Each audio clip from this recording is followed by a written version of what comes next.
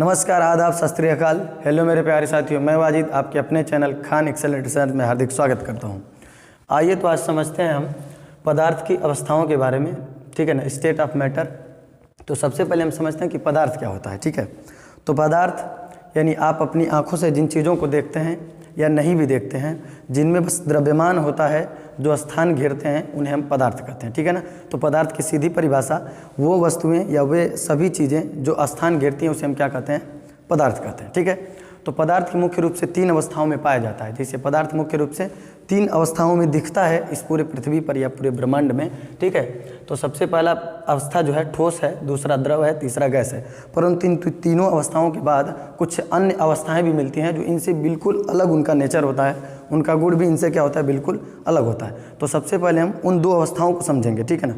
वो 2 अवस्थाओं को समझेंगे, फिर उसके बाद अब ठोस, द्रव और गैस को बारीकी से समझा जाएगा कि उनके गुण किस प्रकार से एक दूसरे से भिन्न हैं, किस प्रकार से एक दूसरे से समानता प्रदर्शित करते हैं, ठीक है। तो सबसे पहले हम समझते हैं इनके अन्य 2 गुण, जिसको हम बोलते हैं अन्य 2 अवस्थाएं, जिसको बोलते हैं प्लाज्मा और बोस-आइंस्टाइन कंडेंसेट। यानी पदार्थ की मुख्य रूप से तो 3 अवस्थाएं होती हैं, परंतु अन्य 2 अवस्थाएं प्लाज्मा और बोस-आइंस्टाइन कंडेंसेट, जिसको हम शॉर्टकट में BEC बोलते हैं, ठीक है। प्लाज्मा पदार्थ की चौथी अवस्था कहलाती है और BEC पदार्थ की 5वीं अवस्था कहलाती है, ठीक है। आइए हम समझते हैं चौथी अवस्था को। तो देखते हैं अन्य 2 अवस्थाएं, एक प्लाज्मा, दूसरा बोस-आइंस्टाइन कंडेंसेट। प्लाज्मा यानी गैसों को आयनित करके प्राप्त की जाने वाली अवस्था ही क्या कहलाती है? प्लाज्मा। यानी वे पदार्थ की अवस्था जो गैसों को आयनित करके प्राप्त किया जाता है। जैसे देखिए प्लाज्मा क्या है? गैसों को आयनित करके प्राप्त की जाने वाली अवस्था है। इसको सर्वप्रथम सन 1879 में सर विलियम क्रुक्स ने खोजा था, ठीक है। सन 1879 ईस्वी में सबसे पहले सर विलियम क्रुक्स नाम के वैज्ञानिक थे जिन्होंने इस अवस्था को सबसे पहले देखा था और गैसों को आयनित करके प्राप्त किया था। गैसों को आयनित करने का मतलब जैसे हाइड्रोजन, हीलियम, लिथियम सब गैस हैं वगैरह, इन सबको आयनित किया गया और उस आयन अवस्था में ही किसको प्राप्त किया गया? प्लाज्मा। और एक हाई टेम्परेचर अवस्था, इसका तापमान बहुत ज़्यादा होता है। जैसे ये अवस्था पाई कहाँ जाती है? तो ये अवस्था सूर्य की अवस्था, सूर्य में पाई जाती है, ठीक है ना। सूर्य, सितारे, तारे जो भी आपको दिखते हैं ब्रह्मांड में, ये अवस्था उनमें मिलता है प्लाज्मा, ठीक है। उनके सतह की अवस्था होती है, उनके आंतरिक अवस्था होती है। अन्यथा यह प्लाज्मा जो है मुख्य रूप से तारों और सितारों और सूर्य की अंदर ही पाई जाती है, वहीं पे पाया जाता है, ठीक है। यानी अब सुनिए, जो हमारा पूरा ब्रह्मांड है, ठीक है, एक वीडियो में मैंने ब्रह्मांड का पूरा चर्चा किया है, उसमें देखिएगा जो पूरा ब्रह्मांड है उसमें सबसे ज़्यादा सूर्य और तारे हैं, ठीक है। सूर्य और तारों का परसेंटेज सबसे ज़्यादा ब्रह्मांड में है और उन्हीं में 96 से 98% पूरे ब्रह्मांड में, ठीक है ना, पूरे ब्रह्मांड में 96 से 98% केवल अकेला प्लाज्मा पाया जाता है। यानी हमारा ब्रह्मांड इतना बड़ा है, बहुत बड़ा है, जिसमें पृथ्वी एक छोटा हिस्सा है, 8 ग्रह है, सूर्य है, एक सौरमंडल, आकाशगंगा एक छोटी हिस्सी है। इस पूरे ब्रह्मांड में प्लाज्मा केवल अकेले 96 से 98% पाया जाता है, ठीक है। और जो पदार्थ की जो दूसरी अवस्था है, यानी जो 5वीं अवस्था हम कहते हैं, अन्य की दूसरी और इस तरह से 5वीं अवस्था, बोस-आइंस्टाइन कंडेंसेट, इसके बारे में हम समझते हैं कि BC क्या है, ठीक है। तो जब किसी तत्व के सारे परमाणुओं को एक साथ गर्म किया जाता है, ठीक है ना, जब किसी तत्व के सारे परमाणुओं को एक साथ 0 केल्विन या -273.15 डिग्री सेंटीग्रेड पर गर्म करते हैं तो यह वो परमाणु मिलकर एक सुपर एटम बनाते हैं, ठीक है ना। सुपर एटम बनाते हैं जिनका नाम रखा गया सुपर एटम, और उस सुपर एटम को ही हम पदार्थ की 5वीं अवस्था BEC कहते हैं। समझ में आया? ये हो गया हमारा BEC अवस्था, ठीक है। इसको सर्वप्रथम सत्येंद्र नाथ बोस, जो भारतीय वैज्ञानिक थे, 1924 और 25 ईस्वी में इसको देखा था। बाद में और सारे वैज्ञानिक इससे जुड़े जिनका नाम था आइंस्टाइन, फिर कंडेंसेट, ये सभी लोग मिलकर इस अवस्था का पूरा एक थ्योरी दिए और इस BEC अवस्था को माना गया, ठीक है। ये अपना BEC अवस्था 1924 और 25 में खोजी गई थी, ठीक है। अब पदार्थ की जो BEC अवस्था है, इसको समझने के लिए सीधा सीधा आप समझ सकते हैं, दोनों को एक साथ उदाहरण देते हैं आपको। मान लीजिए कि इस अवस्था का टेम्परेचर तो बहुत लो, आपको दिखा कि 0 केल्विन, -273 केल्विन, जो एक असंभव ताप ही माना जाता है लगभग पृथ्वी के लिए। जैसे एक समझिए बात, अगर मान लीजिए किसी ठंडे प्रदेश की कोई लड़की को लेते आइए, ठीक है ना, ठंडे प्रदेश का कोनो लड़की आएगी और उसको ले जाकर वेस्ट इंडीज में रखिएगा तो रह पाएगी? वो बकलोलिया ठंडा में रही है ज़िंदगी भर, उसको गर्म का माहौल सह पाएगी? कभी ऐसा संभव नहीं है। नहीं तो आजमा के देख लीजिएगा, उफ गर्मी कह के परेशान हो जाएगी, समझे। मतलब ये है कि ये अवस्था इतना कम डिग्री सेंटीग्रेड पर है, यानी ये अवस्था अपनी पृथ्वी पर संभव नहीं है। ये अवस्था अंतरिक्ष में ही खोजी गई थी और अंतरिक्ष में ये अवस्था संभव भी है, पृथ्वी पर संभव नहीं। जिस प्रकार उस ठंडे प्रदेश की बकलोलिया के लिए वेस्ट इंडीज का गर्मी सह नहीं सकती गर्म प्रदेश की गर्मी, तुरंत उफ कह के परेशान हो जाएगी, उसके साथ छेड़खानी हो जाएगा गर्मी का। उसी प्रकार इस अवस्था को समझिए कि अंतरिक्ष में ही संभव है, ये पृथ्वी पर लाना संभव नहीं है, ठीक है ना। अंतरिक्ष में एकदम ठंडा माहौल मिलता है, एकदम 0 केल्विन टेम्परेचर पॉसिबल है और वहाँ पर यह अवस्था रह जाता है, ठीक है। तो ये हमारा बीसी अवस्था, जिसके आप एक डिटेल में समझ चुके हैं। आइए तो अब हम समझते हैं ठोस द्रव गैस के गुणों के बारे में, ठीक है। देखिए तो मुख्य रूप से जो पदार्थ की 3 अवस्थाएं थी, ठोस द्रव गैस, इससे पहले हमने प्लाज्मा और बोस-आइंस्टाइन को समझा।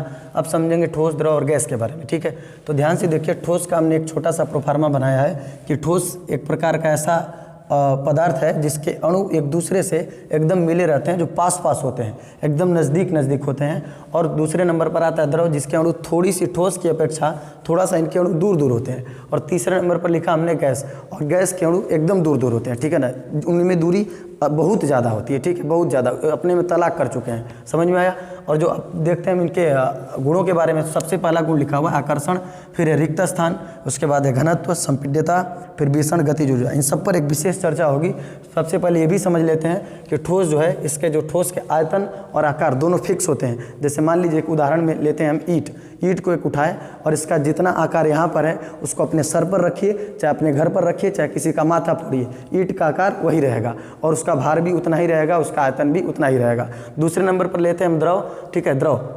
ये द्रव जो है, जैसे पानी, मान लीजिए ग्लास में पानी लिए, चाहे अपने पेट में भर के इसे फुला लीजिए, चाहे ग्लास में भर लीजिए, पानी उतना ही रहेगा, ठीक है। जितना पेट में गया उतना वो ग्लास में ही रहेगा, परंतु उसके आयतन में परिवर्तन नहीं होगा। जितना आपके पेट में है 1 गिलास, उतना बाहर भी है, उतना निकाल देंगे कहीं वो है 1 गिलास, ठीक है। परंतु उसका आकार क्या है, आकार बदलता गया। जब निकला तो कोई और आकार, और जब पेट में है तो कोई और आकार, समझ में आया। मतलब किसी ढंग से निकाल लीजिए, जैसे मुँह से इसे फूंक दीजिए तो दूसरे आकार में चला गया, उसमें प्लेट में रख दीजिए उसका आकार पकड़ लिया, गिलास में रखिए उसका आकार पकड़ लिया, तो ये हो गया द्रव, ठीक है, द्रव अवस्था। अब समझते हैं हम गैस अवस्था को, ठीक है। जो हमारी गैस अवस्था है, गैस अवस्था जैसे मान लीजिए गुब्बारे में आपने गैस भरा, ठीक है, आपने 1 लीटर गैस भरा। अब उस गुब्बारे को अगर दबा देंगे तो गैस का आयतन भी कम हो गया और उसका आकार भी बदल गया, जितना दबाएंगे उतना हो जाएगा और आयतन भी बदल गया, ठीक है। ये हुआ हमारा गैस अवस्था, जिसका आयतन और आकार दोनों अनिश्चित है, वो बदल सकता है। परंतु द्रव में आयतन तो बदलता रहता है, आयतन नहीं बदलता है, परंतु आकार इसके बदलते रहते हैं। जिस शेप में डालेंगे उसका आकार पकड़ लेगा। और ठोस अवस्था की बात कर रहे थे, इसके आयतन और आकार दोनों निश्चित होते हैं, ठीक है। अब इनके हम सभी गुणों को बारी बारी से समझेंगे। जब से पहला गुण इसमें आकर्षण का, अट्रैक्शन फोर्स, यानी इनके अणुओं के बीच, इनके अणुओं के गुणों को हम समझते हैं, ठीक है। ठोस द्रव गैस तो समझ में आ गया, इनके अणुओं के गुणों को समझते हैं। तो इसमें सबसे पहला गुण हमारा है आकर्षण, ध्यान से समझिएगा। अट्रैक्शन फोर्स, देखिए अगर मान लीजिए ईंट है तो ईंट के अणुओं में अट्रैक्शन फोर्स क्या है, बहुत ज़्यादा है। ये एक दूसरे से अलग होना नहीं चाहते, ये दुनिया के सबसे खूबसूरत लव कपल्स हैं, कभी अलग नहीं होना चाहते। परंतु जो दूसरे नंबर पर क्या है, द्रव, ठीक है। द्रव में थोड़ा सा दूरी बढ़ी रहती है, थोड़ा सा दूर दूर रहते हैं, कभी कभी झगड़ा होता है, कभी कभी नहीं होता है। उस टाइप के उदाहरण समझ सकते हैं। दूरी होगी फिर पैचअप होगा, फिर ब्रेकअप, फिर पैचअप, इस प्रकार की अवस्था समझ सकते हैं। थोड़ा सा इनमें बंध क्या होता है, कमज़ोर होता है, ठीक है। या इनके अणुओं में जो बल होता है थोड़ा सा कमज़ोर होता है, आकर्षण बल। और तीसरे नंबर पर आता है जो गैस, इनके तो अणुओं की जो अट्रैक्शन फोर्स है, आकर्षण बल है, एकदम कम होता है, एकदम दूर दूर रहेंगे, एकदम दूर दूर, ठीक है ना। हमेशा सबसे दूरी बना के रहेंगे गैस के अणु, अपने से एक दूसरे से दूर रहते हैं गैस के अणु। यानी ठोस का आकर्षण बल समझिए, आकर्षण बल ज़्यादा होगा तो एकदम पास पास रहेंगे, अट्रैक्शन बढ़ेगा तो पास पास हैं। आकर्षण बल थोड़ा सा कम हुआ, थोड़ा सा दूरी बढ़ी, थोड़ा सा झगड़ा हुआ, लड़ाई हुआ, समझ रहे हैं। और जो तीसरे नंबर पर है गैस, इसमें एकदम दूरी ज़्यादा रहती है, यानी इनका अट्रैक्शन फोर्स, आकर्षण बल एकदम कम रहता है। ये बात आपको समझ में आ गई होगी।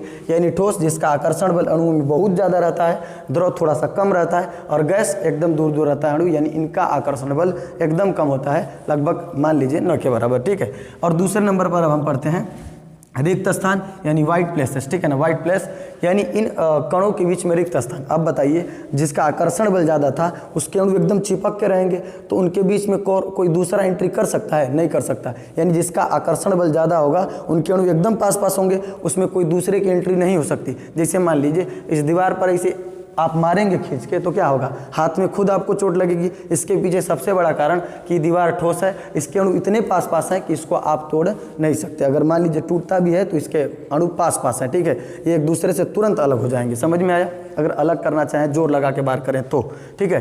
परंतु जो द्रव है इसके अणु थोड़ा दूर दूर होते हैं, इनके आकर्षण बल कम होता है, इनमें आराम से आप हाथ अगर पानी में इसे करेंगे तो जाएगा। थोड़ा सा ठोस की अपेक्षा ताकत कम लगती है, ठोस में आपका हाथ नहीं ऐसे क्रॉस हो सकता, परंतु द्रव में आपका हाथ क्रॉस हो सकता है। गैस का उदाहरण समझिए, एकदम सिंपल में समझते रहिए, ठीक है, प्रैक्टिकली रूप में। गैस, जैसे अभी गैस है, देखिए अभी जो हम पढ़ा रहे हैं ये गैस का माहौल है, यहाँ अपन हाथ हम ऐसे घुमा सकते हैं, यहाँ एक दीवार लगा के इसे घुमा सकते हैं नहीं, क्योंकि ठोस हो जाएगा। यहाँ गैस है, इनके बीच में आकर्षण बल क्या कम था, यानी इनके में रिक्त स्थान भी क्या है ज़्यादा, यानी ठोस में जिसमें अणु पास पास हैं रिक्त स्थान एकदम नहीं है, ठीक है। उसके बाद द्रव जिसके थोड़ा थोड़ा दूर है उनमें रिक्त स्थान थोड़ा सा ठोस की अपेक्षा ज़्यादा है। और उसके बाद आता है गैस तीसरे नंबर पर, जिनमें रिक्त स्थान द्रव की अपेक्षा एकदम ज़्यादा होता है, यानी इसमें रिक्त स्थान ज़्यादा, इसमें कम और इसमें सबसे कम, ठीक है ना। सबका ऑर्डर भी हम लिख लेंगे अभी। आइए अब हम समझते हैं घनत्व को, ठीक है।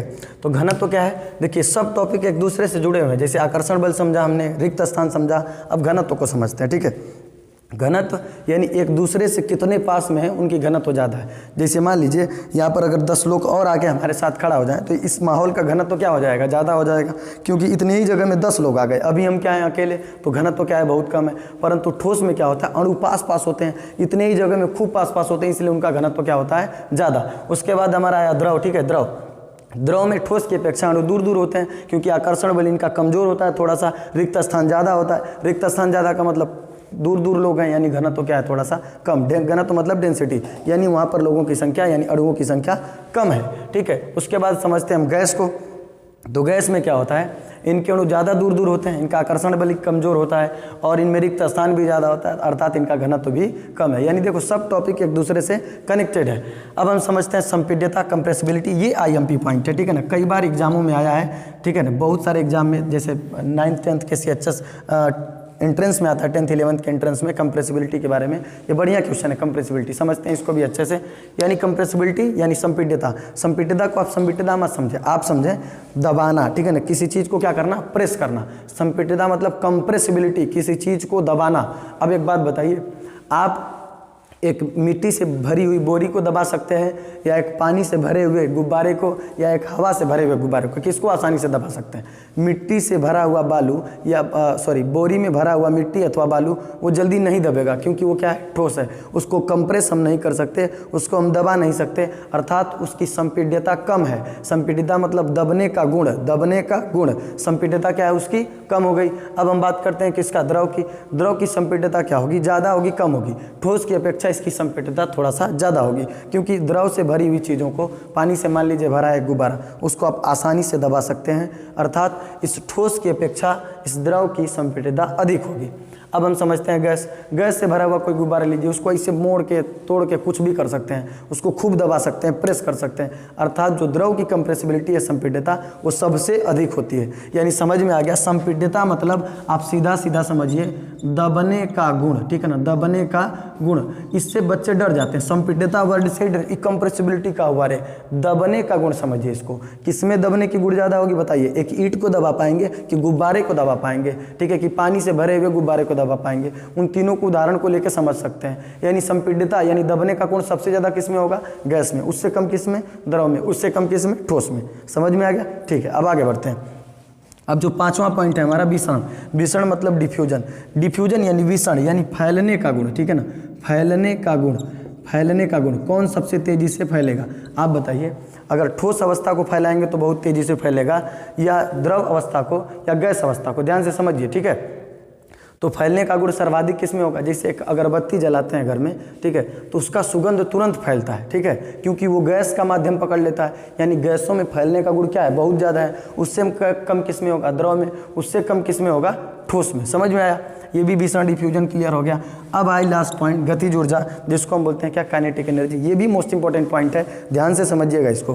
काइनेटिक एनर्जी यानी गतिज ऊर्जा। अब एक बात बताइए, जो एक दूसरे से बंधे हुए हैं, मान लीजिए आप बस में किसी घुस गए और खूब ज़्यादा भीड़ उस बस में है, उसमें आप हिल डुल पाएंगे? जल्दी नहीं हिल पाएंगे। परंतु खाली बस है, जहाँ मन वहाँ कूद जाइए, यहाँ जाइए चाहे इधर जाइए, कहीं भी जा सकते हैं। उसी तरीके से ये जो काइनेटिक एनर्जी, गतिज ऊर्जा है, गतिज ऊर्जा यानी गैसों की गतिज ऊर्जा सर्वाधिक होती है। उसके अणु कहीं भी इधर उधर घूम लेते हैं, ठीक है, खाली जगह कहीं नाचो, कोई कौन देखने वाला है, ठीक है। परंतु द्रव अवस्था होती है, इसमें गैसों की अपेक्षा थोड़ा सा गतिज ऊर्जा कम होती है, और ठोस में गतिज ऊर्जा एकदम कम होगी। उसके अणु इतने पास पास होते हैं, इतने एक दूसरे से मिले होते हैं, डेंसिटी उसकी इतनी ज़्यादा होती है कि हिल डुल नहीं पाते हैं। समझ में आया? ये हो गया अपनी गतिज ऊर्जा। समझ में आया? चलिए अब आगे कुछ इस पे पॉइंट पे चर्चा हम अगले वीडियो में करेंगे।